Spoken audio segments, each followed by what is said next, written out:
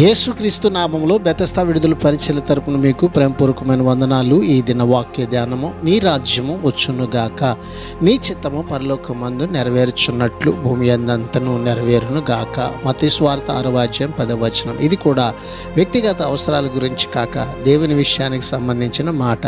అయితే దేవుని రాజ్యం ఇంతకు ముందే వచ్చి ఉంటే ఆయన శిష్యులు ఇప్పటికే అందులో ఉంటే దేవుని రాజ్యం రావాలని ప్రార్థన చేయటం ఎందుకు? ఇప్పుడు ఆ రాజ్యం దాగి ఉన్న ఆధ్యాత్మిక రీతిలో తన ప్రజల హృదయాల్లో మాత్రం వచ్చింది. ఇది ఆయన రాజ్యం లోకంలో వ్యాపించాలని, మరింత మంది దేవుని పరిపాలనకు తమ హృదయాల్లో లోబడాలని చేసిన ప్రార్థన కావచ్చు, లేక దేవుని రాజ్యం బహిరంగంగా లోకంలో ప్రత్యక్షం కావాలని చేసిన ప్రార్థన కావచ్చు.